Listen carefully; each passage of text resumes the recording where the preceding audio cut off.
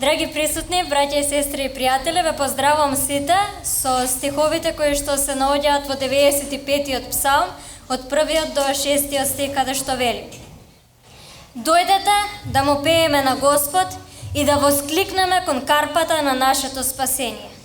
Да побрзаме пред лицето Негово со славословие и со псалми да му воскликнеме. Зашто Бог е вели Господ и цар голем над сите богови. Зашто во неговите раце се сите земни длабочини, а горските височини се исто така негови. Бидејќи негово е морето и тој ги создаде, а рацете негови го создадоа и копното. Дојдете да му се поклониме и да паднеме ничком, да клекнеме пред лицето на Господ, нашиот Творец. Амин. На почетокот ова наше богослужение ќе имаме две песни, сонг сервис, кои што можете вака седејќи да ги отпеете. Тоа се песните Ангели, ангели, кои што верувам дека на сите има многу добро позната, а втората песна е Сигурно сладка. После песните ќе ве замолам сите да станете и да се помолиме.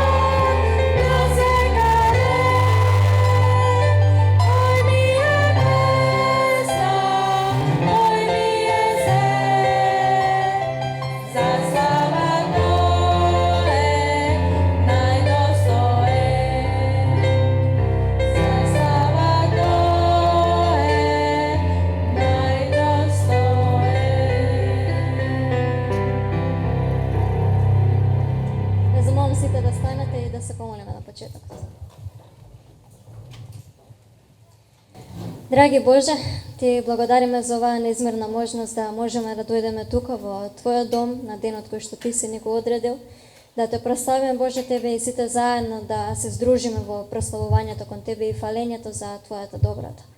За она што Те молиме сега и бараме од Тебе, Боже, Ти дозволи да Светиот Дух ги промени сите наши срца и да бидеме поблиски, да бидеме со онаков карактер како што Ти си сакал ние да бидеме. Те молиме Ти благослови го секој ден кој што ќе изнесе нешто од говорницата. Те молиме Боже, Ти води го и чувај го и работи на срцата на секој еден од нас. Ти благодариме за сето ова и наизмерно Те молиме во Исусово име. Амин.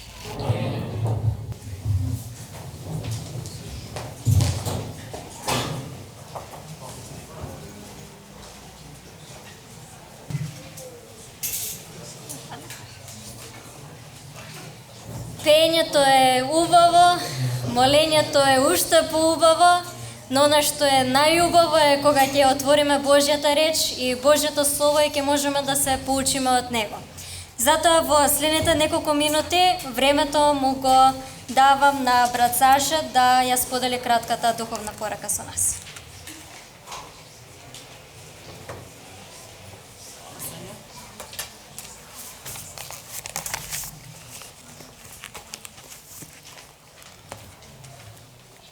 Божи благослов, браќа и сестри.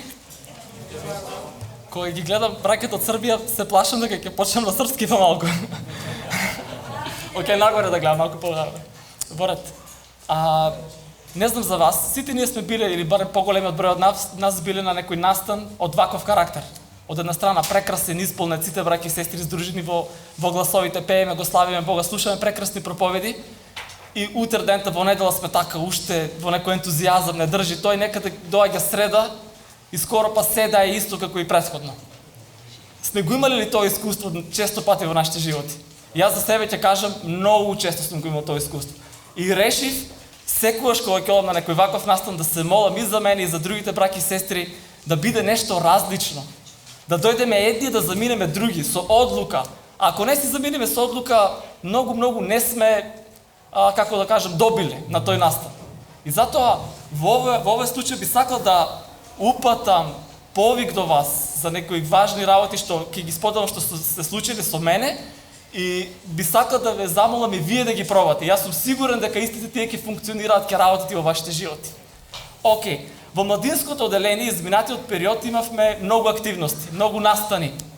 И беа на благослов на мнозина млади, можам да кажам скоро на сите млади беа на благослов. И фала му на Бога за тоа. И една од нишките кои што се провлекуваше на секој од тие настани на младинските одделенија, решивме да ставиме акцент на адвентистичкиот идентитет. Ние како млади да бидеме утврдени во нашиот адвентистички идентитет кој што е толку прекрасен, толку уникатен, толку посебен. Јас лично немам зборови, се уште не можам да се начудам колку е добар. И во целиот тој процес имавме прилика да спомнеме многу клучни работи или многу клучни компоненти од тој наш адвентистички идентитет. Ке спомнам само неколку на брзина, вие што сте биле на секој ден од нив, ке се сетите, можеби некоја алузија ќе ви дојде за некои детали кои што беа зборувани тогаш. Зборувавме за вечното евангелие, зошто е вечно, различно е.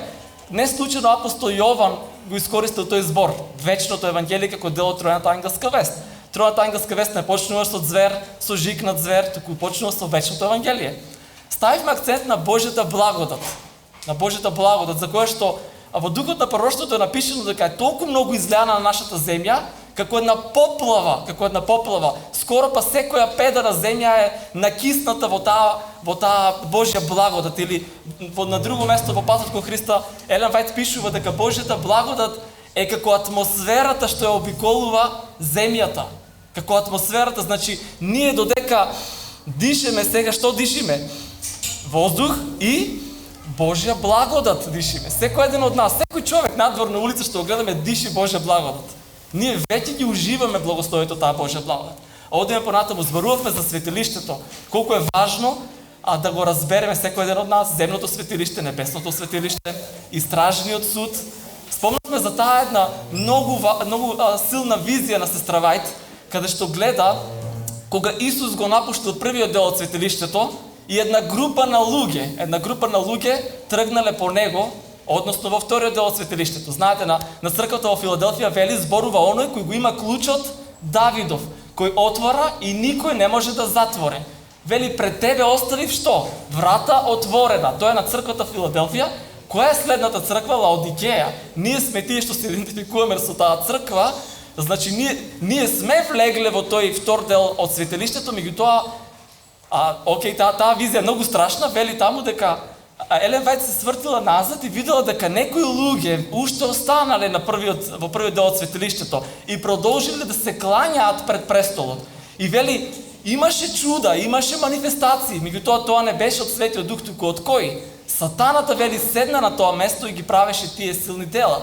И сега не е толку страшно до овде, затоа што ние знаеме дека генерално христијанството денес е паднато христијанство, на жалост. Не е тоа толку страшно, не е тоа ништо, како да кажеме, нелогично, него проблемот е што таа гледа како една група на луѓе од вториот дел од светилиштето го напуштаат и се враќаат назад. Што значи некој што некогаш влегол во вториот дел од светилиштето се враќа назад. И тоа може да биде искуство со секој еден од нас и нека Бог не даде да биде искуство со ниеден од нас. Нека не даде да биде искуство. Одем понатаму, зборувавме за 144 луѓе. Нема да ги спомнеме нели сега сите детали. Зборувавме за тоа дека Елен Вајт не се плаши и не се срами да го користи зборот совршенство во своите списи, особено во книгата на Копрежот на вековите. Знаете, значи не се срами, не се плаши, не е незгодно да го користи тој збор. Ке прочитаме само еден стих кој што е многу карактеристичен, вели вака: во чистотата, Копрежот на вековите, страница 680. Во чистотата и совршенството на својот народ, Христос гледа награда за своето понижување и додаток на својата слава. Уште еднаш, во чистотата и совршенството на својот народ, Христос гледа награда за своето понижување и додаток на својата слава. Знаете колку слава Исус Христос има во проценти од 0 до 100? 100% тој веќе има слава.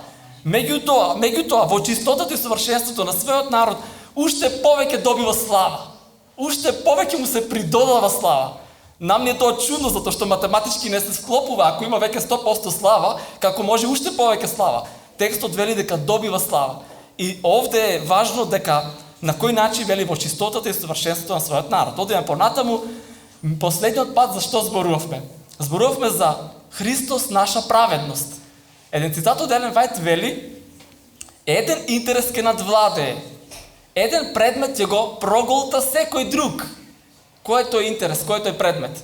Христос наша праведност. Елен Вајт вели: еден интерес ке надвладее, еден предмет ќе го проголта секој друг предмет, Христос наша праведност. Ајде да си го поставиме прашањето, дали тоа се случило во нашето време, во мојот живот или не? Дали сите ние имаме такво искуство? На жалост го немаме тоа искуство. Меѓутоа, напишано е од Божи пророк дека ќе дојде такво време и тоа сигурно ќе се исполни. Прашањето е дали ќе се исполни во мојот живот, во вашиот живот, во нашето време или ајде ако може да кажеме во нашата генерација. Али она што е сигурно дека ќе дојде ден кога еден интерес ќе надвладее, еден предмет ќе го проголта секој друг предмет, а тоа е Христос наша праведност. Океј, мислам дека направивме на добра повторување што беше до сега. Сега за кратко време би сакал да спомнем уште еден важен аспект од нашиот адвентистички идентитет, една компонента која што генерално не се многу зборува, али сметам дека е важно да ја земеме во предвид. Океј, ќе читаме од книга на пророк Даниел. Браќи и сестри, јас не знам за вас. Ја лично можам да кажам за себе дека јас сум адвентист само од една причина. Не заради тоа што музиката не е толку добра. Супер, фала му на Бога што има толку добра музика. Не заради тоа што проповедите ни се толку добри. Фала му на Бога за проповедите и проповедниците. Не заради тоа што нашата структура е таква како што е, стварно добра. Човек кога гледа да се восхитува како Бог ја организирал адвентистичката црква.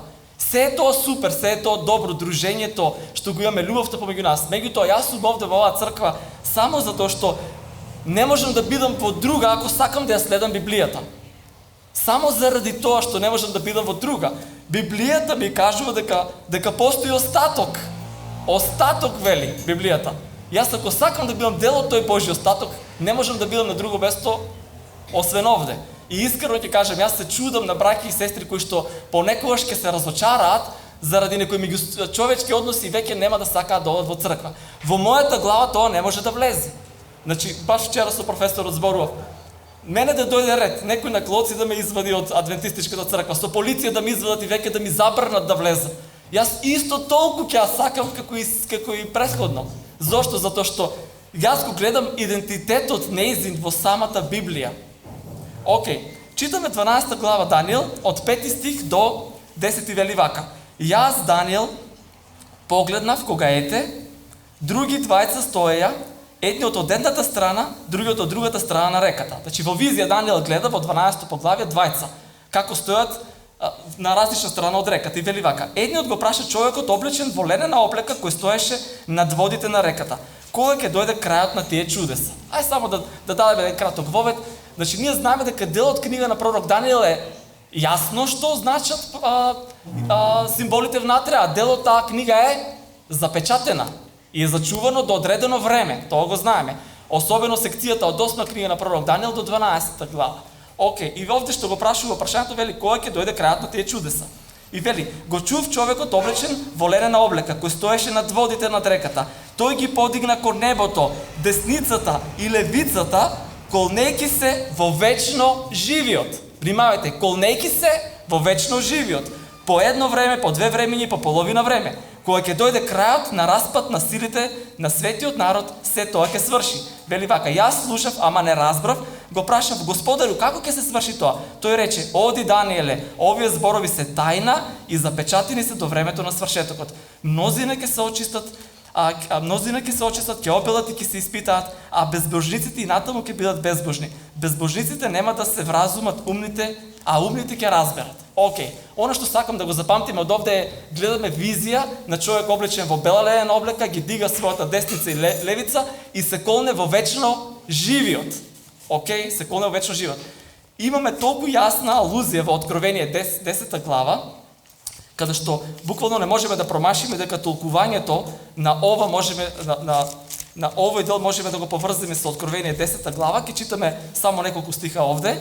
Целата ова поглавје Откровение 10 е наш адвентистички идентитет. Сите ние многу добро знаеме за свитокот кој што бил горчлив во устата на Јован, а станал, се извинува, благ во устата на Јован, а станал горчлив во неговата утроба. Затоа што веста за Христовото доаѓање е нешто убаво, значи најубавото можно искуство, меѓутоа со самото големо разочарување дошло до едно горчливо искуство. Океј.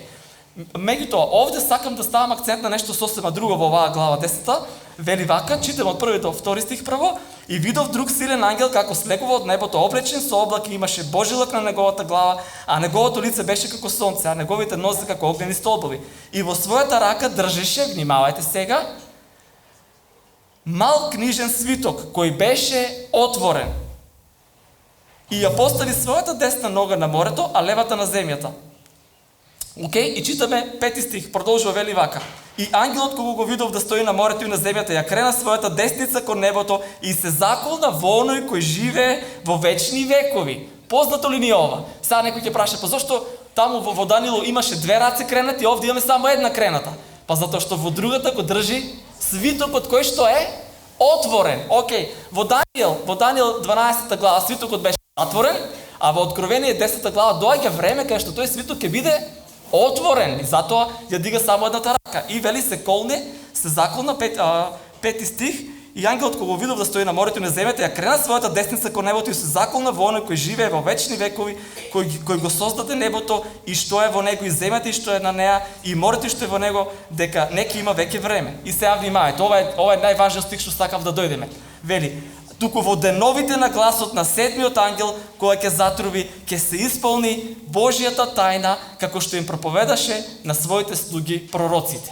Значи, во деновите на седмиот ангел, не навлегуваме тука кога ќе затруби, не спомнуваме сега труби, али она што е сигурно дека тоа ќе биде на крајот на времето. Тука немаме дилема за тоа, чим е седма труба, последна труба. Не одиме во детали, но она што е важно дека ќе дојде момент кога вели ќе се исполни Божјата тајна. Внимавајте, овде не вели ќе се открие, туку ќе се исполни Божјата тајна, како што им проповедаше на своите слуги пророците. Океј, што е тоа или кога доаѓа до исполнување на таа Божја тајна? Односно, што подразбира тоа исполнување на таа Божја тајна? Ако дозволиме Библијата сама себе да се толкува, Библијата сама себе се толку има толку јасен стих напишан од апостол Павле што значи таа Божја тајна. Читаме во Колосјаните 1 глава 26 стих па натаму, вели тајната која беше сокриена за векови и поколенија, а која ми откриена сега на неговите свети, на кои Бог сакаше да им ја јави како е Божјата слава таа тајна меѓу народите. И внимавајте, која е таа тајна меѓу народите? Внимавајте, Христос во нас, надеж на славата. Тоа е таа тајна голема. Христос во нас, надеж на славата. И ние обично знаеме да застанеме до овде со овој стих. Ајде да го прочитаме наредниот стих. Која е поентата со тоа Христос во нас, надеж на славата? 28 стих читаме, вели, апостол Павле вели, ние го проповедаме Него, мислејќи се го проповедаме Христа, опоменувајќи го секој човек и учејќи го секој човек во сета мудрост, за да го представиме секој човек совршен во Христа Исуса. Значи, која е поентата на таа тајна Божја? Која е поентата на Христос во нас, надеж на славата, за да бидеме представени сите ние совршени во Христа? Ќе прочитаме еден многу убав цитат од Джонс. Веќе неколку пати сум ја рекламирал оваа книга и сега повторно морам да ја рекламирам затоа што не сте ја видели сите вие, Лекции за верата или на англиски Lessons on Faith. Тоа е компилација на списи од Джонс и Вагнер, тоа се наши пионири. Познати се по раката од Минеаполис 1888 година. Океј. Само ќе прочитам два цитати претходно од Елен Вајт. Што Елен Вајт вели за нивната пораката преку нив? Вели Господ, цитат од Елен Вајт, во неговата голема милост ја испрати најскапоцената порака до својот народ преку старешините Джонс и Вагнер. Значи, најскапоцената порака која што Бог ја испратил до својот народ е преку старешините Джонс и Вагнер. Затоа, браќи и сестри, моето искуството е многу овде и од нас, затоа што проучуваме секој петок вечер на Zoom, е дека во оваа книга има нешто посебно. Значи, ова е буквар за верата во најбуквална смисла на зборот. Буквар за праведност по вера. Вели Елен Вајт, пораката зборува за оваа порака како порака од Бог до Лаодикејската црква, или вели на друго место, тоа е порака на третиот ангел изнесена на јасен, разбирлив начин. Океј, ако тие пофелби ги дава Елен Вајт за старешините Джонс и Вагнер, ајде да видиме сега како Джонс зборува за таа мистерија или таа тајна. Вели вака, мистерија или тајна е како може Бог да го манифестира познанието за Него преку такви личности какви што сме и јас и ти, било каде, а уште помалку во секое место. Сепак и покрај тоа што е тајна, тоа е вистината. Но дали не веруваме во Божјата тајна? Секако дека веруваме. Тогаш никогаш не заборавај дека Божјата тајна е Бог пројавен во тело, а јас и ти сме тело. Тогаш Божјата мистерија е Бог манифестиран во мене и тебе кои веруваме. И тој вели верувајте. Продолжуваме понатаму, сега доаѓа интересниот момент. Исто така не заборавајте дека Божјата мистерија не е негово манифестирање во безгрешно тело, туку Бог се манифестира во грешно тело. Не би имало никаква мистерија, или со други зборови, ништо посебно не би било, ако Бог се манифестира себе си во безгрешно тело. Во тело кое никогаш немало никаков допир со гревот. Тоа би било доста јасно за разбирање. Ништо посебно. Но вели овде, но тоа дека тој може да се манифестира себе си во тело натоварено со грев и со сите тенденции на гревот, како што е нашето тело, тоа е мистерија. Да, тоа е Божја тајна и тоа е восхитувачки факт. Благодарете му на Господ, верувајте и пред целиот свет за веселба на секој во светот во Исус Христос. Тој има демонстрирано дека оваа голема мистерија е навистина факт во искуството на луѓето. И ова е Божјата мистерија за денес и во вечноста. Бог е пројавен во тело, човечкото тело, во тело натоварено со грех, искушувано, ставано на проби. Во ова тело Бог ќе манифестира познание за Него во секое место каде што би се нашол верник. Верувајте и славете го Неговото име. Сега, затоа што во Колосјаните на едно место вели дека е завршена, или дека е завршена таа тајна Божја. Ајде да видиме што тоа значи. Ние обично завршетокот малку другаче го сваќаме отколку што би требало. Вели вака, или не доволно комплементарно со некои други работи. Ова е мистеријата која денес во тројната ангелска порака за покорувањето на вистината повторно ќе биде спознаена од сите нации. Ова е Божјата тајна која во ова време ќе биде завршена или исполнета, но не завршена само во смисол на доаѓање на крајот на светот. Значи ние кога велиме завршена, што мислиме? доаѓа на крајот на светот. Вели не само во тоа, туку во смисол на донесување до завршеток на своето дело во верникот. Значи тоа е исполнувањето на оваа тајна. Донесување до завршеток на своето дело во верникот. Ова е време кога Божјата мистерија ќе биде завршена во смисол на Божјата манифестација во телото на секој верник и во секој место каде што ќе се најде тој верник. Ова е дело во вистината, држењето на Божјите заповеди и верата Исусова. Браќи и сестри, не знам како ви се чини на вас ова. И јас кога го читам овој цитат, тој стих кај што апостол Павле вели Христос во нас, надеж на славата, за мене добива многу поголема димензија. Јас сваќам дека да, во моето такво никакво тело може да се манифестира Христос. Може да живее Христос, тоа е возможно. И тоа е и целта. Тоа е и целта на неговото живење во нас. Апостол Павле вели да не донесе до совршенство. Која е поентата да Исус живее во мене, а истовремено јас да вршам греф. Затоа што кога ние знаеме дека не постои друг вид на праведност освен Христовата праведност. Ниту еден од нас не може да произведе праведност. Немаме ние капацитет да произведеме праведност. Праведност, единствена праведна праведност, која што постои Христовата праведност. И кога Христос доаѓа да живее во мене, Христос доаѓа со со целиот пакет. А тоа значи Христос доаѓа, ја носи и неговата праведност во мене. И јас имам неговата праведност. И тоа е единствената праведност која што може да се одржи на судот. Ние со ништо друго, со никаква наша праведност не можеме да обстанеме. Океј, уште еднаш би сакал да кажам. Оваа книга, тие што ја немате, кажете на вашите проповедници ќе ја набават. Црквата Петар Парсов имаат испечатено, ја даваат бесплатно, многу е важно, значи проучувајте ја за себе. Сосема други димензии за верата. И уште една работа, тоа е повикот број 1 што сакам да го упатам и ве молам набавете оваа книга. Не можам да ви кажам колку може да ви помогне во животот. И уште една работа, ќе споделам искуство за мене, затоа што кажав, сакам да си одиме и да донесеме одлука. Одлука, браќи и сестри. Не само да кажеме, кога ќе напрашат дома како беше и супер беше и толку, во среда се е исто, одлука. Пред скоро време, значи последните 3-4 месеци поминував низ многу тежок период, најтешкиот период во мојот живот, најтешкиот. И знаете, тогаш кога човекот ќе го допре дното, се обидува на секаков можен начин како сега, како да се собере. И знаете, јас цело време сум бил утврден во адвентистичките доктрини, релативно добро. И сум го знаел, да речеме, адвентистичкиот идентитет, адвентистичката мисија, и сум мислел дека тоа е тоа. И конечно, кога Боже би да кажам допревното, јас сватив дека само малку, јас немам личен однос со Бог колку што треба да имам. И јас не поминувам доволно време со Исус колку што треба да поминувам. И времето, односно доктрините што ги знам и вистините, не ми многу ползуваат, затоа што го немам тоа лично заедништво на секојдневно ниво. И донесов одлука.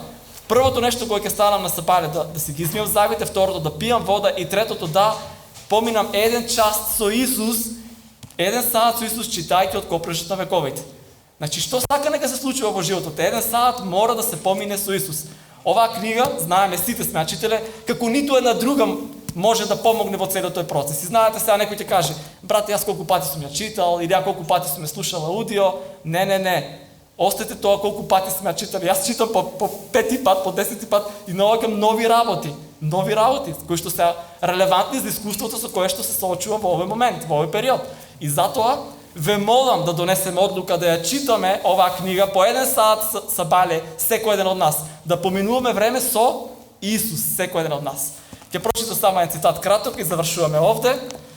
Еден од работите кои што сум ги поминал 5 пати минимум овој текст 5 пати сум го читал минимум и не сум го видел. И сега го видов како за прв пат да ми беше. И гледам како е можно вакво нешто да не ми е бележено како нешто важно. Вели вака. Световните начела на постапување.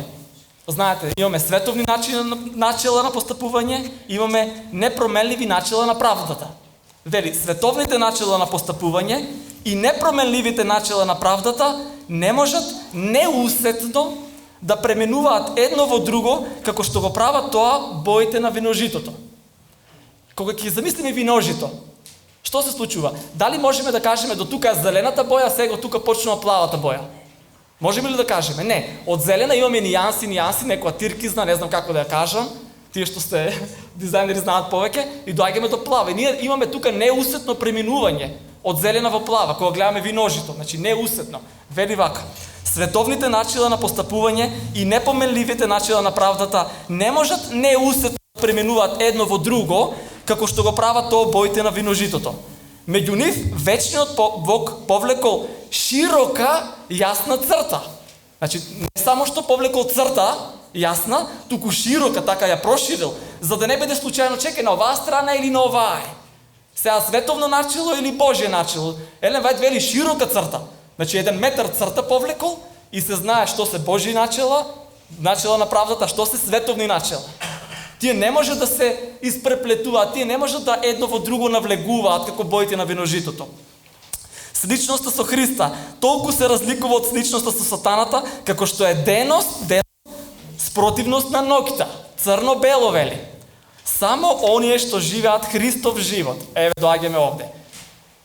Христос во нас, надеж на славата. Само оние кои што живеат Христов живот се негови соработници. Ако во душата се негува, внимајте, ова се многу сериозни зборови. Не се мој, ова е Божи пророк. Ако ние го прифаќаме, тогаш ајде малку да слушнеме. Ако во душата се негува макар еден греф, или ако во животот се задржува која и да е било лоша навика. Значи не само греф нешто сега да правиме греф, него лоша навика. Стојанче вчера разговаравме, имавме една добра дискусија со младите, вели како прочитал во списите на Елен Вајт дека дури ќошињата во собите треба да ги чистиме, до тој степен треба да бидеме педантни, значи многу работи. Јас лично имам проблем со каснењето, тоа го знаат сите од тука.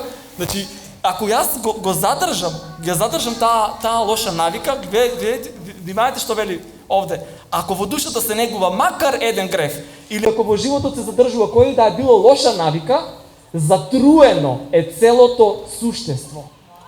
Затруено е, вели, макар еден греф, затруено е целото суштество. Океј, и сега тука не се станува се, вели, човекот станува орудие на неправдата. Значи ние не можеме со тој еден негуван греф да си кажам јас сум затруен, јас сум си затруен. За мене си е тоа. Не си е само за тебе, затоа што ти стануваш орудие на неправдата. И по автоматизам сатаната преку тебе прави ршум. Браки сестри, за мене се ова страшни зборови. Нека Бог ни помогне секој ден да одвојуваме по 1 саат, читајќи ја книгата Копнежот на вековите, без разлика колку пати сме ја читале до сега. Не ја читаме заради само информација, тука ја читаме заради близина со Исус да имаме.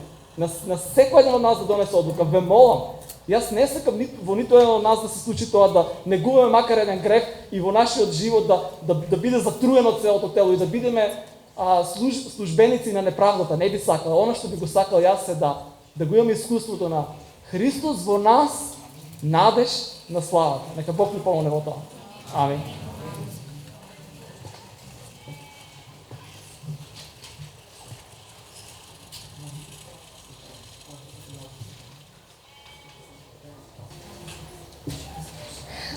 Верувам дека сите од вас имате читано многу од псалмите и дека често пати се читаат и во Библијата.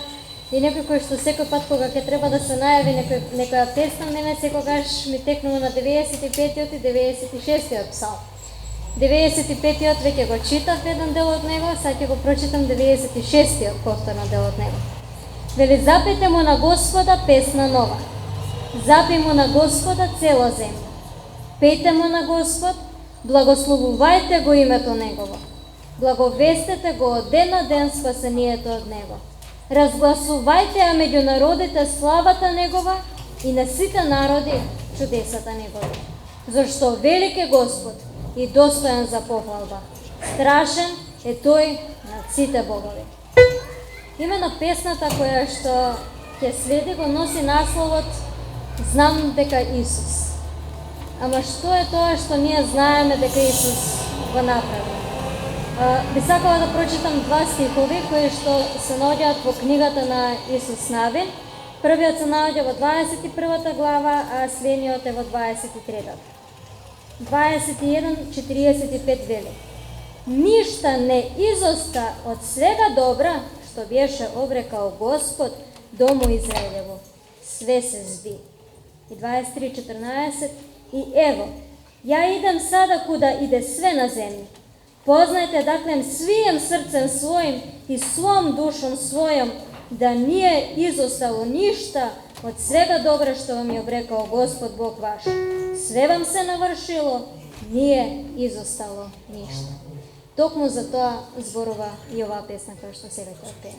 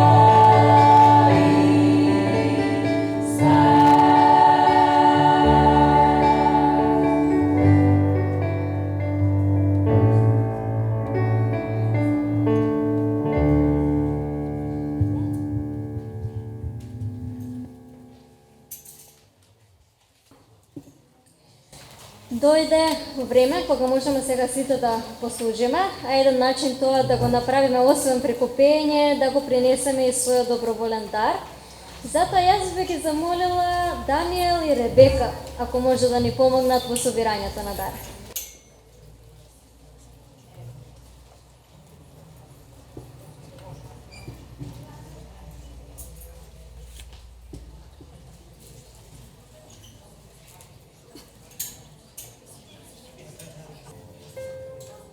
Ги повикувам младите да застанат тука, бидејќи ќе ни отпеат една прекрасна песна.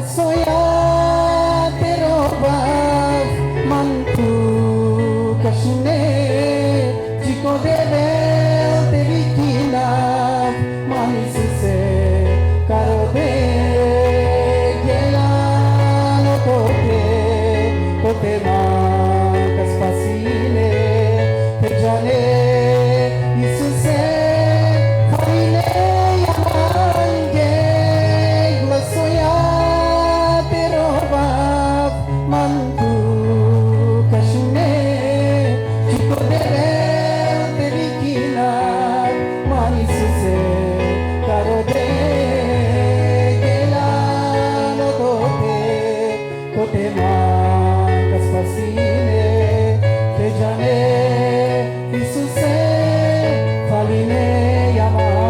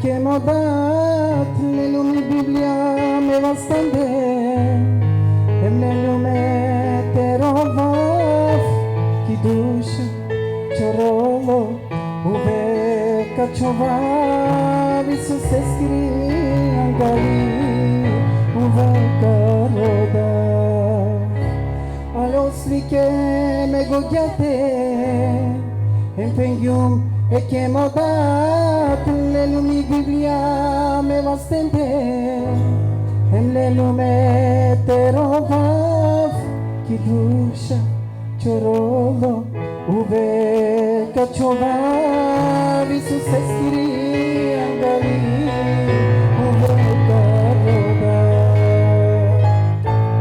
Vasoya te rovav mantu kashne Chico deve te vikinav manisuse karode gelano kote mankas fasine te jane Isuse faline yamange glasso ya te rovav mantu kashne Chico deve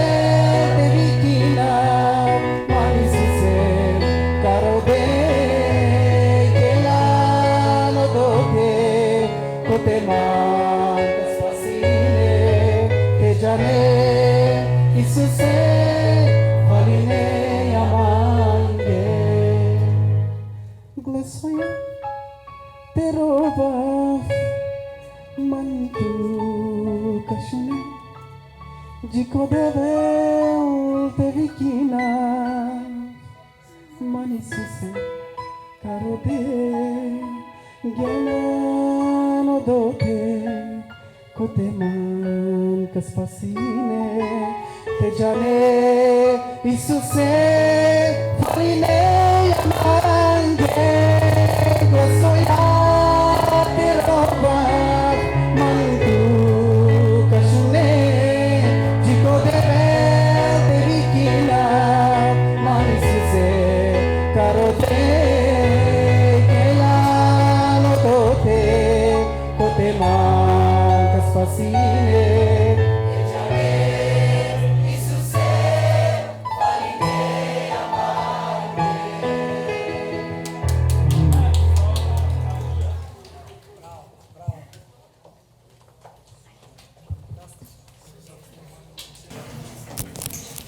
Како што знаеме често да речеме, Технички проблеми.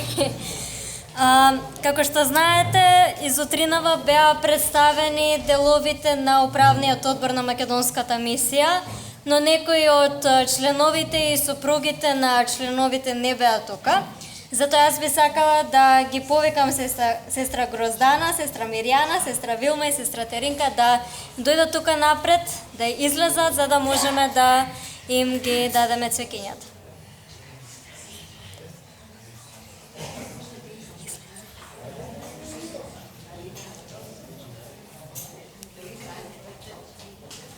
Не се срамите.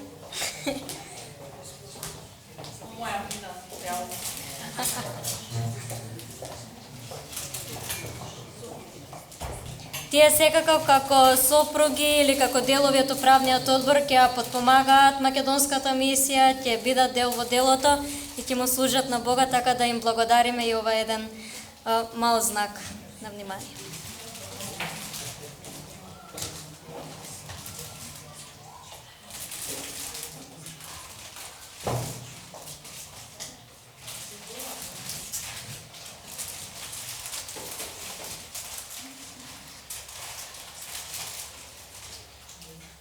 Ви благодариме на сите и нека Бог ве води и ве благослови. Ајде, нека може да ги слика.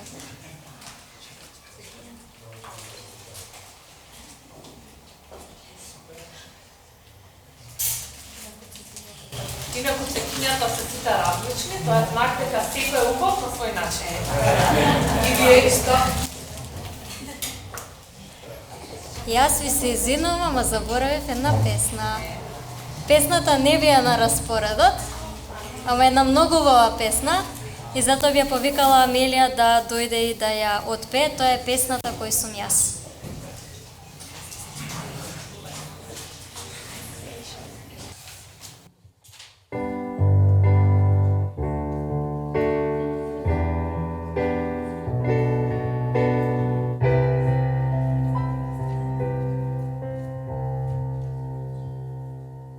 Кој сум јас, што Творецот на се знае за мене, знае мојот Бог. Кој сум јас, да си моја светлина, по секој темен пат, ти си крај мене. Не е важно кој сум јас, но е важно кој си ти. Ниту што сум направил, но си важен само ти. Јас сум цвет што брзо вене, денес тука, утре не. Капка во море, во ветрот прашина, ти пак ме слушаш кога викам и ме држиш кога пајам и ми кажа кој сум јас. Јас сум твој.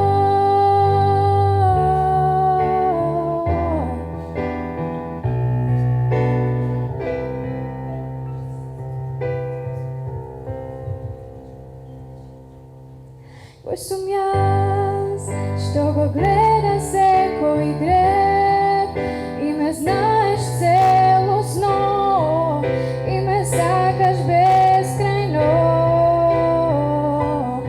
Кој сум јас, да си моја утеха во секој тежок час, ти си крај мене.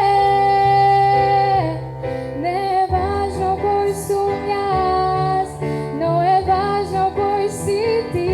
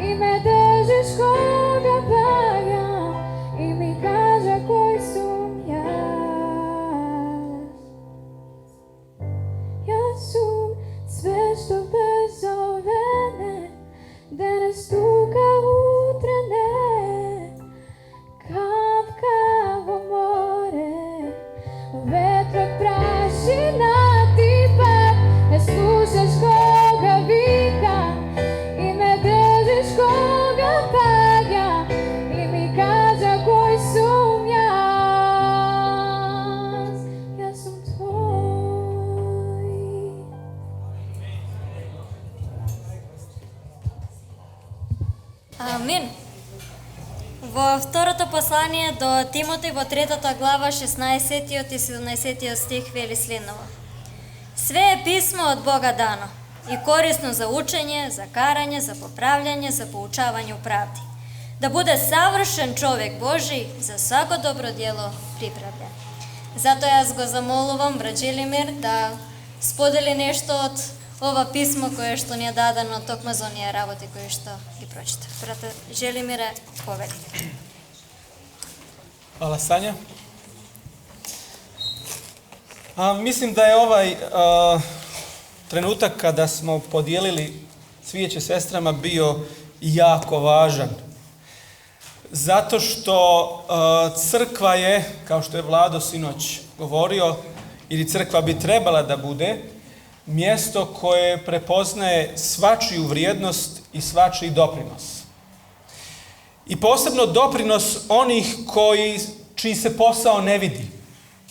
A to su oni koji su spremili danas ručak, postavili ga dole dok smo mi ovdje govorili velike stvari, proučavali pismo, dijelili teologiju. One koji su učinili da prostorija bude čista i svi oni koji rade neke poslove koji nisu tako vidljivi ili važni, bar kako im mi dajemo važnost. Ili sam jedan, ako to možemo nazvati poslom ili pozivom, supruge, majke, domaćice, koji u jednom savremenom svijetu nije bitan. Ne znam da li ste primijetili, znate da postoji jedan keks domaćica. Znate za keks domaćica? Taj keks domaćica je počeo jednu novu reklamu. Pošto biti domaćica za ženu je nešto najmanje, onda su oni, vidjet ćete i reklame, na tom keksu piše domaćica i profesor. Domaćica i onda ispod piše i učiteljica. Domaćica i pilot. Domaćica i stjuardesa. Želeći da nam kaže nešto ovaj svijet, jel tako? Kako biti domaćica je nešto najmanje, jel tako? Ali, i najnebitnije. Ali svi ti poslovi ili svi ti zadaci, svi ti pozivi koji nisu vidljivi su izuzetno i možemo reći jednako važni. I zato mi u crkvi treba da primijetimo i takve i sve one koji možda ne primaju uvijek glavnu i najveću pažnju na koje ne svijetle reflektori. I zato bih možda u istom pravcu želio malo ovog popodneva da se obratim prvenstveno mladima i djeci, kojima se ja divim što su još uvijek ovdje od 10 sati. Bilo mi je zanimljivo kako je Sašo, gdje je Sašo, evo ga dole, počeo svoju kratku poruku, rekavši da je on učvršćen u vjeri i da ga niko ne može istirati iz crkve i naravno svo poštovanje prema tome. Međutim, ja sam u tom trenutku malo razmišljao o onima koji su slabiji u vjeri, koje će neke i mnogo manje stvari odvući iz crkve. Jer se sjećate tamo u Luki 15 kaže Isus da onaj pastir ostavlja 99 onih ovaca sigurnih, a ide za onom jednom izgubljenom. I neko je rekao da crkva postoji zbog onih koji nisu njen dio. I da bi trebali na tako neki način razmišljati. Kada sam imao 11 godina, prvi put se iskazao otvoreno javno taj moj neki pobunjenički duh sa kojim se još uvijek borim. Jedan brat je držao poruku u crkvi i za moj mali bio je strašno dosadan. I onda sam okrenuo se svom ocu i rekao, jao što je ovaj dosadan. A moj otac rekao, žina, čut, tako nešto se ne govori u crkvi. I njima i nekima drugima je dosadno, ali prave se da im nije. Jel tako? Jer to se ne smije reći. I zato ja sam oduševljen mladima koji su sinoć i koji su danas cijeli dan tu sa nama, starima i dosadnima, a napolju je proljetno sunce i ko zna šta sve nudi ovi lijepi dani proljetni. I oni ne samo da su tu, nego i učestvuju i tu sam jutros i vidio i mlađe i one koji se bore. Bili su tu neki roditelji, ja sam primijetio, jer imam isto takvu situaciju, pa on istrči, pa se vrati, pa sjedi tu, pa neću, pa moram da vidim, pa da pijem vode, jel tako, 100 puta. Zato bih želio da malo ova poruka ide u nekom njihovom pravcu i prvi dio će biti upućeni mladima, a zadnji dio imam jednu izuzetno važnu i meni lično potrebnu i korisnu priču koju želim da podijelim sa vama. Zašto mislim da je to važno? Zato što mladi ljudi žive u svijetu u kakvom mi nismo, sa kakvim se mi kao mladi ljudi nismo nosili. Mi još uvijek pamtimo da je postojalo vrijeme kada smo imali samo jedan crtani film u 7:15 prije dnevnika i poslije toga smo išli u krevet. Moj sin i vaša djeca imaju mogućnost da po cijeli dan gledaju crtane filmove, kako na internetu, tako i na televiziji. I kad ja kažem svom sinu da sam gledao samo jedan crtani na televiziji, on kaže, što nisi gledao na internetu? Pa ja kažem, nije ni bilo interneta. I tu njegov mali mozak stane, kako je moguće da je postojao svijet u kome nije bilo interneta. A oni žive u takvom svijetu i taj svijet im kaže, mogućnosti, izbor i opcije su neograničene. Taj virtualni svijet ima jedna vrata ili prozor kroz koje uđete i onda tu nema kraja mogućnostima. Šta sve ne možete sa tim malim uređajem, jel tako, kojeg držite u džepu. Sa druge strane, kada oni dođu u svoju vjersku zajednicu, onda tamo slušaju, jer se tamo govori o samo 2 opcije, jel tako? Velika borba između dobra i zla, između tame i svjetlosti, istine i laži, pravde i nepravde. Samo 2 opcije. Pa to je tako siromašno.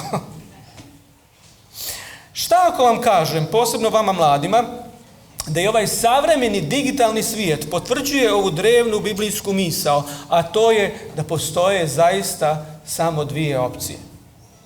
Jer svaki put kada pritisnete bilo koje dugme na tastaturi, kada kliknete mišom ili dotaknete touch screen, uređaj koji upotrebljavate, znate kako on razumije vašu komunikaciju. Za njega je to, neko je rekao, 1 i 0. Ima struje, nema struje. On ili off. Samo 2 opcije. I možda zbog toga, možda nam to pomogne da razmislimo bolje o svim onim pozivima iz Svetoga pisma koji traže ili zahtijevaju, savjetuju da donesemo dobre odluke, da napravimo ispravne izbore i da se odlučimo za svjetlost umjesto za tamu. Šta više, ti pozivi dolaze u jednom trajnom sadašnjem vremenu i mi govorimo o donošenju, o pravljenju, o odlučivanju, o svakodnevnim svjesnim radnjama kojima bi mi trebali da izbjegavamo voljne negativne postupke. Jer nije svejedno. Nije svejedno šta gledamo. Nije svejedno šta slušamo. Nije svejedno šta čitamo. Nije svejedno kakvim uticajima se izlažemo. Kako bih volio da sam to bolje razumio prije nekih 20-25 godina. I ja sam sebi rekao, pa ja znam šta je istina. Nema veze ako ja sad za neko vrijeme se izložim nekim tamo glupostima i da vam ne pričam kakvu svu muziku sam slušao. Ali ima veze. Svaka odluka je jako, jako važna. Jer utiče na naš karakter i indirektno na našu vječnost. To i Hristos govori kada čitamo Evanđelja. On kao da naglašava i ponavlja da postoje samo 2 mogućnosti. Tu su ili fariseji ili carinici. Izgubljeni, nađeni, ovce, jarci. Ili gradite kuću na pijesku ili na kamenu. Nema treće opcije. kada je vječnost u pitanju. I zato želim da malo razmišljamo u tom pravcu iz jedne biblijske knjige koja je prvenstveno namijenjena mladim ljudima, a nalazi se u Starom Zavjetu. Može li neko da pogodi o kojoj knjizi se radi? Ne vi teolozi, šta zna se. Profesore, molim te. Priče Solomunove, izreke, koji god mašli na jevrejskom jeziku, su bila jedna zanimljiva knjiga koja je trebala da svakoj mladoj osobi, prije svega zbog vremena i mjesta, prije svega mladićima, ali mislim da danas jednako vrijede i za drugi nježni pol, trebala bi da ih nauči nekoliko stvari. Prije svega, kako da steknu mudrost u životu. Kako da na praktičan način hode kroz život. I treća, izuzetno važna stvar, kako da nađu vrsnu ženu. Kako da se dobro ožene. Koliko god to nama, danas mladima, je tako, izgledalo, to je izuzetno važno. Da živite sa nekim ko vas voli, ko vas cijeni, ko vas razumije, prihvata i poštuje. I ne da živite medeni mjesec, godinu dana, 5, nego cijeli život. Ti neki drevni zavjeti bračni su glasili dok nas smrt ne rastavi. I zato ja kada vjenčavam, ja se protivim. Kao evo mi smo složili neke zavjete. Ja kažem ne. Nema nekih novih zavjeta, osim ako nema one zadnje rečenice koja kaže dok nas smrt ne rastavi. Jer mi se na to odlučujemo kada ulazimo u brak. Čitaću iz 9. poglavlja priča Solomunovih, tu je 18 stihova i na jedan poseban način je ovdje ludost i mudrost. Ove vrline ili ove pojave su predstavljene kroz ličnost dvije žene. U stvarnosti mi vidimo da se u 13. stihu spominje žena bezumna ili žena luda. Na početku se govori o mudrosti ili premudrosti, ali u kontekstu svih prvih 9 poglavlja ove biblijske knjige mi vidimo, posebno u 8. da se mudrost predstavlja u jednom ženskom obliku i da kao takva nastupa. I hajde da pročitamo ovih 18 poglavlja i da izvučemo 7 kratkih pouka koje smatram da ovaj tekst prenosi nama danas. Priča Solomunove 9. poglavlje. Premudrost sazida sebi kuću i otesa 7 stupova. Pokla stoku svoju, rastvori vino svoje i postavi sto svoj. Posla djevojke svoje te zove svrh visina gradskih. Ko je lud, neka se uvrati ovamo. I bezumnima veli, hodite, jedite hljeba mojega i pijte vina koje sam rastvorila. Ostavite ludost i bit ćete živi i idite putem razuma. I onda ima jedan od 7. do 12. stiha, jedan kratki intermezzo koji govori o podsmjevačima i o mudrima. Ko uči podsmjevača prima sramotu i ko kori bezbožnika prima rug. Ne ukoravaj podsmjevača da ne omrzne nate, ukoravaj mudra i ljubit ćete. Kaži mudrome i bit će još mudriji, pouči pravednoga i znaće više. I onda centralna misao, ne samo ovog poglavlja, već slobodno možemo reći cijele ove biblijske knjige, početak je mudrosti strah Gospodnji i znanje je svetih stvari razum. Jer će se mnom umnožiti dani tvoji i dodat će ti se godine životu. Ako budeš mudar, sebi ćeš biti mudar. Ako li budeš podsmjevač, sam ćeš tegliti. I onda od 13. stiha nastupa ova druga žena ili druga vrlina. Žena bezumna, plaha je ili glasna, bučna, luda i ništa ne zna. I sjedi na vratima od kuće svoje, na stolici, na visinama gradskim, te viče one koji prolaze, koji idu pravo svojim putem. Ko je lud? Neka se uvrati ovamo.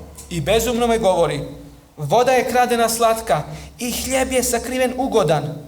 A on ne zna da su ondje mrtvaci i u dubokom grobu da su zvanice njezine. Između ova dva govora ili ova dva opisa, ludosti i mudrosti, postoji dosta sličnosti, a i dosta razlika i iz njih, kao što rekoh, izvlačim 7 važnih, kratkih misli koje smatram da nam mogu pomoći danas da donosimo dobre odluke i da biramo mudro u ovom jednom binarnom svijetu u kome postoje, kada je vječnost u pitanju, samo 2 opcije. Život ili smrt. Prva misao kaže da je mudrost prikazana u jednom aktivnom stanju, dakle ona zida, mudrost zida, a ludost sjedi, najkraće rečeno. Mudrost gradi, organizuje, uređuje, priprema. Na drugom mjestu će reći i pisati mnogo kako mudra žena djeluje u korist svog domaćinstva. Veza s onom keksom, domaćicom na početku. I zato na kraju knjige, u 31. poglavlju, postoji pohvala vrsnoj ženi, Eshet Hail. I izuzetno dobar i važan tekst. Kaže se da Jevreji u jevrejskim pobožnim domovima svakoga petka na dočeku subote muž pred svojom djecom čita ovo poglavlje. I on tako pred svojom djecom uzdiže vrijednost i poštovanje koje on pokazuje svojoj supruzi. Znate kako nekada kultura u kojoj mi odrastamo. Nemoj ti djeco, pusti ti majku, šta ona zna? Čuti ti tamo. Da tako, nema tog u Makedoniji, ja znam. To je tamo u nekom drugom svijetu. Ali ovdje se daje izuzetno važno i vrijedno mjesto majci, ženi, dakle onoj koja živi zajedno sa pater familias, sa očem ili sa glavom porodice, da koristimo tu terminologiju. Na drugom mjestu ćemo čitati kako mudra žena zida kuću svoju, a luda svojim rukama raskopava. I u 3. poglavlju vidimo da se to raskopavanje kuće dešava i kroz nevjerstvo koje se pripisuje ženi tuđinki. I ovdje se čini kako nešto nije postavljeno kako treba. Mudrost zida radi, dok ludost pasivno sjedi, i to ne bilo gdje. Tekst kaže ona sjedi u stolici na vratima kuće svoje. Ova ista stolica se na drugim mjestima u ovoj biblijskoj knjizi prevodi kao prijestolje ili kao tron, kao neka važna pozicija, a visine gradske su isto tako gradska vrata. U drevna vremena gradska vrata su administrativni centar, opština. Dakle, i oni koji sjede na vratima gradskim, to su važni ljudi. Čitajte o Jovu, čak i Lot je bio neko ko je na neki način, čini se, odlučivao u Sodomu. I sada mi vidimo da ludost je dobila jedno prominentno mjesto, za razliku od mudrosti koja obavlja fizičke poslove. I to je u skladu sa mišlju koju nalazimo u knjizi Propovednikovoj, od istog autora, jel tako, koja kaže ludost se posađuje na najviše mjesto. I kad malo osmotrimo naš svijet, vidjet ćemo da to i nije daleko od istine. Čega su mediji puni? Nekih evanđeoskih vrlina, nekih poziva na skromnost, na poniznost, na dobrotu, na poštenje. Prije par mjeseci putovao sam također za Makedoniju i na graničnom prelazu carinik uzima moje dokumente. I on kaže, pa vi živite u Beogradu. Ma kažem, ja sam iz Bosne i Hercegovine, ali evo, sad sam tu neko kratko vrijeme u Beogradu. I onda carinik kaže, moj sin ima stan u Beogradu i to baš ovdje gdje ti živiš, na Vračaru, nedavno ga je kupio. I ja, gdje je tome tu, on zna, kad god putujemo, ja volim stalno da pričam sa carinicima. I ja kažem, a čime se sin bavi? I onda on kaže, moj sin je, znate šta, YouTuber. Onaj koji snima neke videe i stavlja na internet. I on meni kaže ime, da ja sad njega ne promovišem ovdje, i do sljedeće granice ja imam internet i nađem i nemam šta da vidim. Gluposti. Neki dječak od 20 godina snimanjem gluposti na internetu je zaradio stan na Vračaru. Biblija kaže, ludost se posađuje na najviše mjesto i uopšte ne griješi. I mi bi pitali se, ali zašto je to tako? Da li je to ispravno? Mi bi očekivali drugačiji poredak stvari. Međutim, to je zbog toga što se ovako poštuje osnovni zakon svemira. a to je princip slobode izbora. I Bog kaže ludosti, izvoli, imaš sav prostor, djeluj. Ali ja znam da postoje oni koji će se odlučiti za mudrost, za dobro i za poštenje, ne zbog neke koristi, već zato što je to mudrost, što je to dobro i što je to pošteno. I imamo primjera tako Jova, gdje Bog razgovara i kaže, jesi li vidio onog čovjeka? On bira dobro ne zato što mu je dobro, čak šta više, sad mu ide na gore u životu, na loše, ali on i dalje se drži dobrih vrijednosti. Što će reći, mudrost nema problema sa komparacijom, nema problema sa poređenjem. Nema veze što je televizija puna gluposti, mudrost kaže, oni koji žele da me pronađu mogu ako to želi. Mudrost neće biti oštećena na ovom svijetu. Za mene je to velika utjeha. Drugi princip. Mudrost uglavnom stiže do nas indirektno, dok ludost vabi, mami ili zavodi na jedan ličan doživljaj. Mudrost se stiče indirektnim putem, kroz povezivanje prije svega sa Bogom, jel tako, kroz pobožnost, kroz bogopoštovanje i bogosluženje. Ovdje se kaže da ta mudrost na jedan indirektan način stiže do bezumnih kojima je upućena, jer žena mudrost ima svoje sluge koje ona šalje da poziva. Sa druge strane, žena ludost sama poziva. To je jedan direktan pristup ili lično iskustvo. Njen poziv je uvijek zavodnički, tekst kaže ona laska svojim riječima, njen govor je bezobrazan, njenih riječi je mnogo. Zato što sve što ona ima da ponudi jeste reklama. Jedan autor kaže, osnovno oružje ludosti nije njena ljepota, nego njen jezik. Je tako? I ona nastupa i ona daje razno obećanje i kaže, bit će super.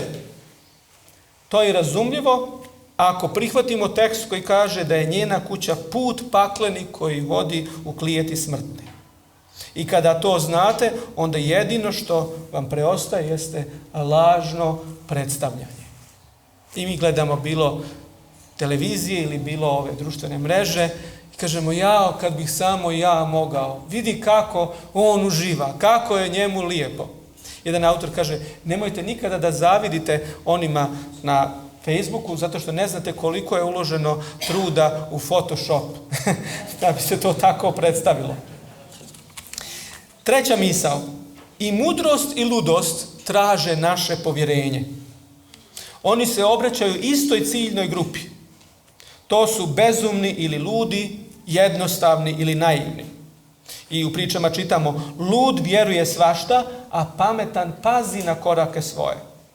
Ili drugi stih koji kaže, pametan čovjek vidi zlo i skloni se, a ludi idu dalje i plaćaju. I upravo u ovoj grupi, rekli smo, na samom početku, u prvom poglavlju je upućena cijela ova zbirka mudrih izreka. Međutim, to smo u nekom trenutku života svi mi. To si ti, to sam ja, dok svojim odlukama ne pokažemo sebi i drugima šta smo izabrali, koga smo poslušali i kome smo povjerovali. Mi veoma često govorimo kako treba biti vjeran i kako treba imati vjeru i pokazati povjerenje, a možda zaboravimo da kažemo kome. Poslušajte ovaj zanimljiv tekst koji sam našao u knjizi Odabrana svjedočanstva, 1. tom, kaže, vjera je sredstvo kroz koje istina ili zabluda nalazi trajno mjesto u umu pojedinca. Istim činom uma se prima istina ili zabluda, ali glavnu razliku pravi da li vjerujemo riječi Božoj ili ljudskim izjavama. I onda mladi ljudi vama kažu, da, ti tamo vjeruješ nečemu, ali ovo je nauka, ovo je čvrsto. A vi samo možete reći, pa i vi vjerujete, samo nekome drugom.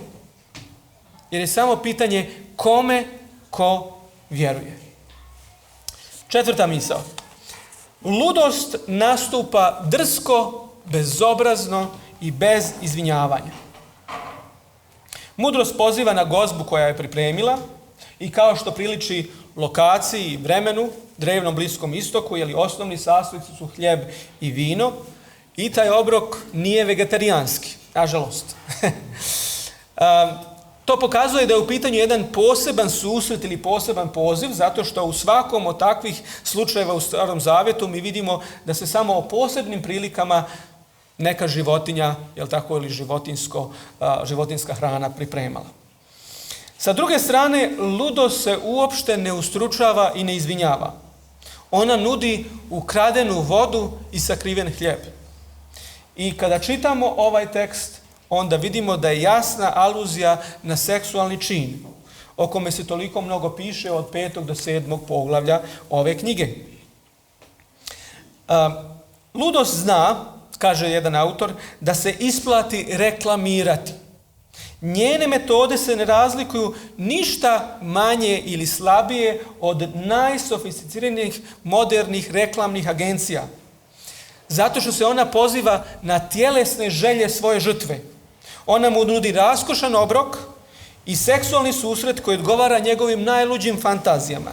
Ona ga uvjerava kako nema nikakve opasnosti da bude uhvaćen i naglašava trenutno kratkotrajno zadovoljstvo i umanjuje dugoročne negativne posljedice.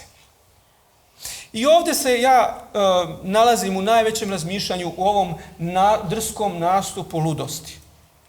Skoro cijeli život moje okruženje meni govori kako da ne budem direktan i otvoren kad su u pitanju moja vjerska uvjerenja. Oni mi kažu, pa vas je malo, šta vi ima da kažete? U osnovnoj školi sam bio jedini ovog pogleda na svijet, u srednjoj također. U mjestu gdje živimo, ponovo mi smo jedini. I onda nekako, po prirodi stvari, ja kažem, možda ja ne trebam baš tako da budem glasan. Možda da ja bolje da ćutim. I pogotovo tamo gdje sam ja odrastao, kada počnemo da pričamo o religiji u mojoj zemlji, onda nastane rat. I zato mi ne pričamo o religiji. U vašoj zemlji je to mnogo drugačije, vjerujte mi. Ja sam makedonski zet, pored ostalog. Dakle, znam kako funkcioniše. Kada god dođem, meni Ilija kaže, sad ću ja pozvati neke pa da im pričaš ti malo o evanđelju. Ja sam s početka, kažem, čekaj malo kako da pričam, pa sad ja smišljam koji uvod da napravim, pa ja neke viceve. On kaže, prestani s tim, otvori evanđelje i pročitaj. Kažem, pa ne znam da se neko ne uvrijedi. Jer takav je kontekst, dakle ja dolazim. Ali neka druga, naravno nije to svuda isto, je tako, u gradovima je ovako, u manjim mjestima je drugačije, ali u principu taj neki koncept je bio dugo prisutan. Čak i kao pastor uđe neko u crkvu ko ne pripada mojoj zajednici, ja onda tražim način kako da ublažim sve ono što je drugačije, da on se nekako ne doživi neku neugodnost. A onda shvatim da se niko oko mene ne izvinjava za svoja vjerska uvjerenja. Da svi i za ono dobro i za ono loše nastupaju drsko, javno, otvoreno i kažu to sam ja, bez problema. I zato ponovo možda za mlade ljude koji mogu da se nađu u sličnoj situaciji, pa onda vama kažu, subota, pa to niko. I umjesto da ulazimo u neku raspravu sada, pa to je Konstantin uradio 313 ili ne znam nije šta kad je premijenjena, vi samo kažete, ja pročitao ili pročitala da Isus to radio i ja hoću kao Isus. Eto, ja vidio da je tamo da u evanđeljima da je Isus subotom išao, ja želim kao Isus. A ako vama ne odgovara, eto vi se raspravite sa njim. Umjesto da ulazimo u neke druge i duge rasprave. 5. misao, na putu ludosti je iznenadna propast. I jedan i drugi poziv imaju svoje posljedice. Mudrost uvjerava da oni koji napuste ludost, da će biti živi jer idu pravim putem. Sa druge strane, ludost se ne izjašnjava o krajnjem cilju kojem vodi njen poziv. Oni koji je poslušaju treba da znaju, kako tekst kaže, da je mnoge ranila i oborila i mnogo je onih koje je sve pobila. Njeni klijenti su mrtvaci i u dubokom grobu su zvanice njezine. Od toga ništa nećete čuti u njenoj reklami. Ono što se trenutno vidi je krevet sa ugodnim prekrivačima poznatih proizvođača, mirisne prostorije, ljubav i milovanje tokom cijele noći. Međutim, Biblija kaže, put je bezbožnički kao mrak i ne znaju na što će se spotaknuti. Sa druge strane, put je pravednički kao svjetlo vidjelo koje se sve većima svijetli dok ne svane pravi dan. Nije još uvijek sve potpuno jasno, imamo mi svoja pitanja, ali polako, sigurno krećemo se ka sve većem i većem otkrivenju, progresivno, jel tako? Propast na ovom putu je uvijek iznenadna i neočekivana. Nastupa kao oluja, kao nagla strahota nakon kratkotrajnog mira i privremene sreće. Kažu da je Thomas Hobbes zapisao i rekao, pakao, to je istina shvaćena prekasno.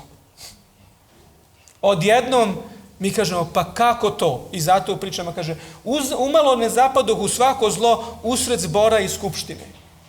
Imao sam toliko mnogo informacija, ali evo, zamalo sam završio na potpuno pogrešnoj strani. 6. misao. Podsmjevači ne mogu da steknu mudrost. Da li se isplati upućivati ovaj poziv? Čini se da o tome razmišlja i sama mudrost. Ona poziva, ali nju ne žele. Ona pruža ruke, ali niko ne mari. Nije li ovo jako dobar opis stava savremenog čovjeka prema biblijskim, prema evanđeoskim vrijednostima? Prezir i smijeh. Pa evo, ja sam čitao da treba biti ponizan. Pa ko to još? Ili da pričamo o muško-ženskim odnosima, pa više nije moderno imati da cura ima momka i da momak ima curu, nego je, jel tako, nešto drugo moderno. Ovo je sve zastarilo. Prezir i smijeh. Zato tekst kaže, ko uči podsmjevača prima sramotu. Onaj koji želi mudrost mora promijeniti svoj stav. Početak je mudrosti strah Gospodnji, ali ne samo to, on podrazumijeva odluku za dobro, a mržnju na zlo. Da li smo poučljivi? Bilo da smo stariji ili mlađi.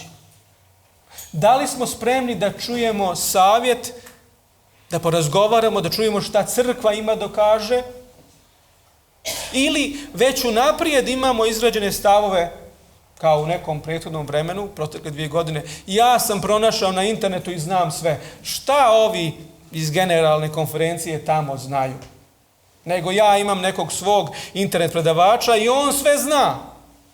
On je moj guru. A crkva je otišla malo nadesno ili crkva je skrenula. Da li želimo da čujemo ono što možda na prvi mah se suproti nekim mojim idejama? Možda to ne vrijedi samo za mlade ljude. U knjizi Sutra počinje danas, koja je po mom mišljenju jedna od najboljih knjiga koje je naša knjižara izdala, stoji sljedeći tekst na 63. stranici. Kaže, evo kako 8-godišnjak misli. Moj otac je veoma mudar. On zna sve. Ja imam jednog tih godina, 7-8 godina. Sa 14 godina dijete kaže, pa moj otac i nije tako pametan kao što sam mislio. On ne zna sve. Imam i takvu u svom domu. Sa 18 godina, moj otac ne zna mnogo. Ja znam više od njega. Progresija. Tu tek treba da dođem. I tog se plašim. 25 godina, moj otac je staromodan. On ne razumije ni mene, ni vrijeme u kome živimo. A onda 40 godina, tu sam ja sada. On kaže, sada razumijem svog oca. On je obično bivao u pravu.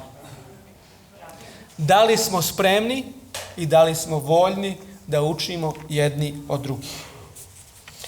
I posljednja misao, 7. Kaže, za ludost uvijek ima vremena, a za mudrost može biti kasno. Mudrost iznosi principe i ostavlja prostor da mi upražnjavamo slobodnu volju. Nekima se čak čini kako nastupa suviše hladno, da je nezainteresovana, pa skoro matematički. Ona kaže, ako budeš mudar, sebi ćeš biti mudar, ako budeš posmjevač, sam ćeš tegliti. Svako je kovač vlastite sreće.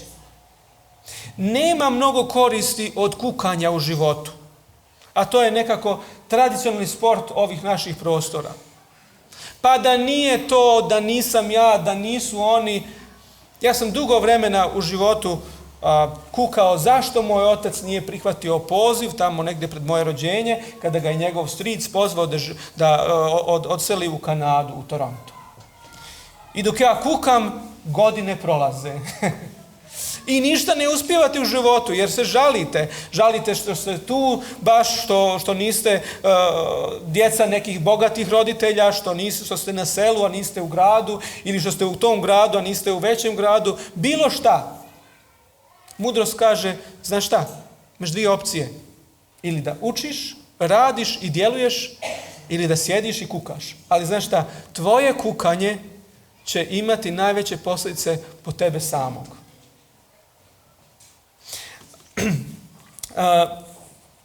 Muzička kultura ili muzički svijet s vremena na vrijeme pokušavaju da mladima prenesu određene poruke i 90-ih ste imali jednu popularnu pjesmu koja kaže It's my life. Dr. Alban, je tako, u nekom tehnofazonu. Pa onda 10 godina kasnije John Bon Jovi, pa ponovo kaže It's my life. I to je ono, mi kažemo, šta tebe briga, to je moj život, ja odlučujem. A onda zapadnemo u neke probleme i kažemo, kad bih samo imao još jednu priliku. Kad bih sad mogao da se vratim na onaj početak, sve bih dao i sve bih uradio. Ponovo neki mediji forsiraju one koji kaže, nikad ne bi, uradio bih isto da se ponovo vratim i ne znam nije, ali to je laž. Bilo da ste stari ili mladi, kada završite na pogrešnoj strani, vi bi voljeli nekakav reset, neki novi život kao u igrici Need for Speed, ali toga nema. Jer su moje odluke, tvoje odluke odveli nas u određenom pravcu. Postoji jedna dječja priča koju stalno ponavljam svojoj djeci i s kojom želim da završim ovu propovijed. Ako je doživim emotivno, to je zato što ona mene zaista svaki put duboko pogodi. Tu priču je napisao Branko Ćopić, još jedan Bosanac, rođen negdje u jednom malom mjestu, zove se Hašani, nedaleko od Bihaća, nedaleko, negdje tamo kod Bihaća, a priča se zove Pijetao i mačak. Možda ste je čuli, ali poslušajte je po još jedan put. Priča kaže, pri kraju šume, u doba davno, mačak i pjevac živjeli slavno. Kuća im bila od jednog sprata, priča je o njoj kružila gorom, prozor jedan i dvoja vrata, a krov pokriven bukovom korom. Pod samom strehom, pod nastrešnicom, jel tako, pismeno stoji, putniče uđi, prevare nema, svi koji dođu, gosti su moji, ručak se sprema. Ovo kao da ste u Makedoniji došli, jel tako? I potpis ima olovkom plavom, domaćin mačak, šapom i glavom. A dole niže stoji od istog pisca, zabranjen pristup samo za lisca.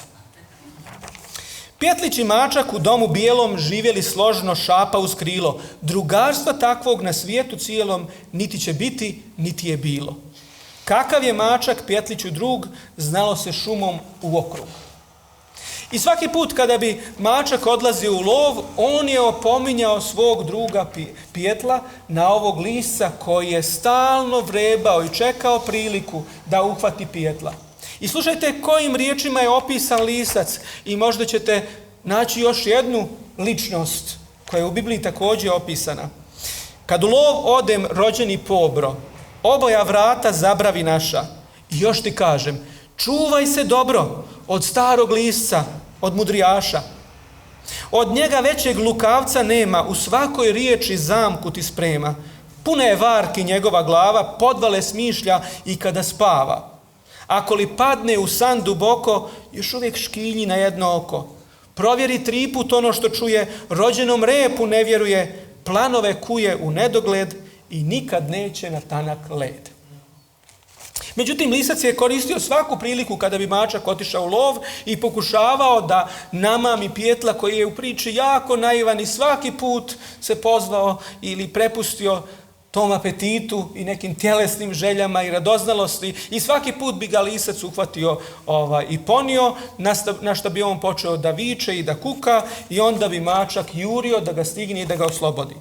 Jedne prilike kada ga izbavio, mačak govori, pobogu brate, jesi li živ? A Petlić reče, u makoh smrti, samo se zemlja podamnom vrti. Tako ti treba, mačak će strogo. Čuvaj se lisca, jesam li rekao, još si i glavom platiti mogo, da ti je drugar bio daleko. A onda, jedne prilike, mačak je u lov otišao previše daleko. Lisac je ponovo došao i svojim umilnim glasom i laskavim riječima ponovo prevario pijetla, strpao ga u torbu, uhvatio i trkom potrčao dalje. I opet Pjetlić nadade viku iz torbe stare, kukuriku, macane braco, lija me davi, macane druže, brzo me bavi, stotinu zrna u pušku stavi.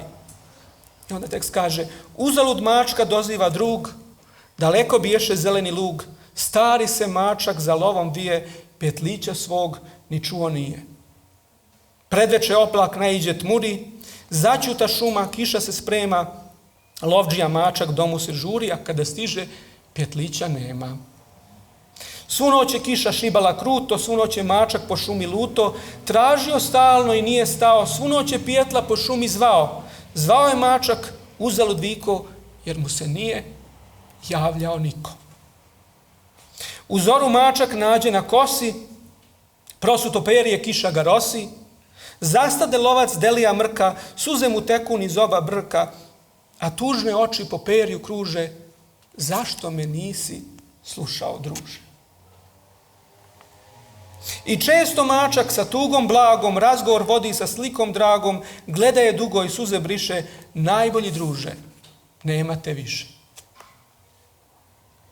Biblija jasno govori da će neki ljudi biti izgubljeni za cijelu vječnost. I bit će to tragedija za svakog od njih pojedinačno, zato što je svako od nas jedinka za sebe, neponovljiva, jedinstvena i unikatna. Ali koliko veća tuga, bar iz neke naše ljudske perspektive, može da bude za one koji su imali informacije, koji su krenuli putem mudrosti, koji su imali priliku da slušaju, koji su bili pozivani, upozoravani, kojima je govoreno, a koji su u jednom trenutku propustili da čuju. I ja želim da vidim samoga Hrista koji u slici ovog mačka za svakim od onih izgubljenih razgovor vodi sa slikom dragom, gleda je dugo i suze briše i kaže, najbolji druže, nemate više. Za cijelu vječnost. Prestanak, nestanak, ne postojite, kao da nikada niste ni bili. Ja svojoj djeci ponavljam samo jednu rečenicu iz ove priče. Zašto me nisi slušao, druže? Prije par sedmica, bila je nedjelja, 10 sati je već bilo prošlo, oni su skakali dole u dvorištu i ja sam pozivao, kraj je, dođite u kuću. Evo samo malo, evo, jednom, drugi put, treći put, odjednom ih i ne čujem u dvorištu. Moja ćerka izašla van da isprati nekog drugara i kada se vraćala, kapija je bila zatvorena i ona je odlučila da preskoči ogradu koja je visoka i kada je preskočila, povrijedila je zglob. I morao sam da je stavim u auto i negdje u ponoć smo sjedili u Tiršovoj, kliničkom dječjem centru u Beogradu i bili smo sami u hodniku i na onim stolicama i ja u svojoj ljutini kažem, šta je pitao mačak? A ona se drži za nogu i kaže, zašto me nisi slušao, druže? To Sveti Duh govori meni i tebi stalno.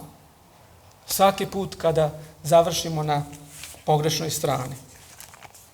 Poziv mudrosti se tiče života i smrti.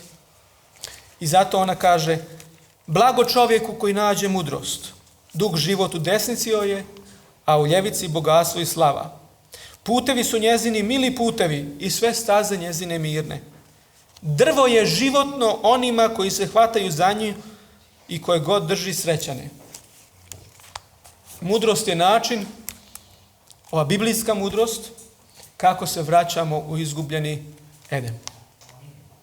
I od svakog od nas zavisi da li ćemo poslušati ili ne. Moja je želja i molitva da naš odgovor bude pozitivan na svaki poziv Božjeg duha upućenog nama. Amen.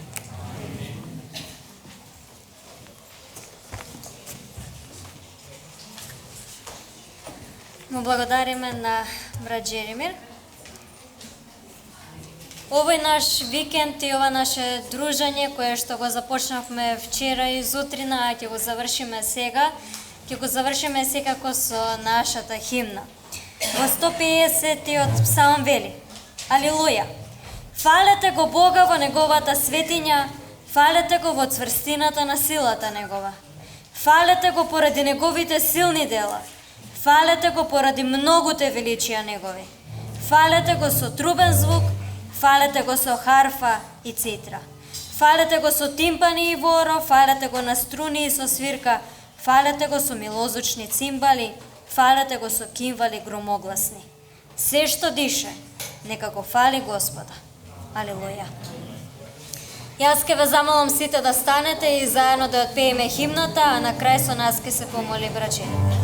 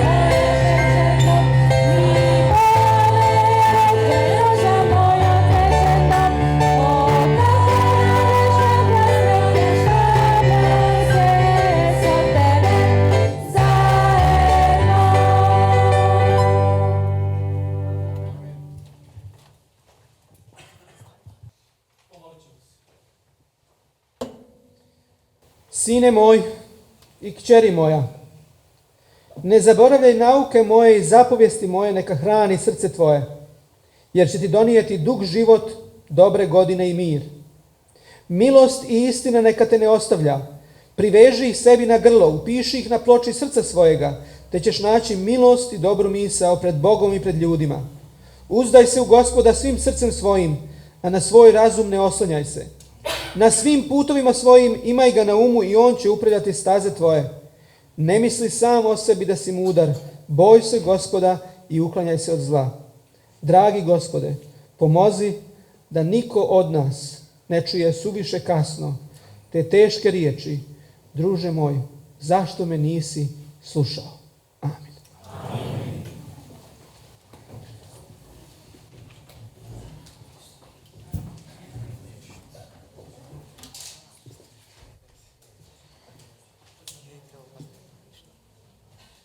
Драги браќи и сестри, еве на крајот од овој собор кој што го имавме, сакам навистина да им заблагодарам пред се на браќата од Унијата кои што со својата служба, со своите пораки навистина не охрабрија и верувам дека беше благословено за сите нас.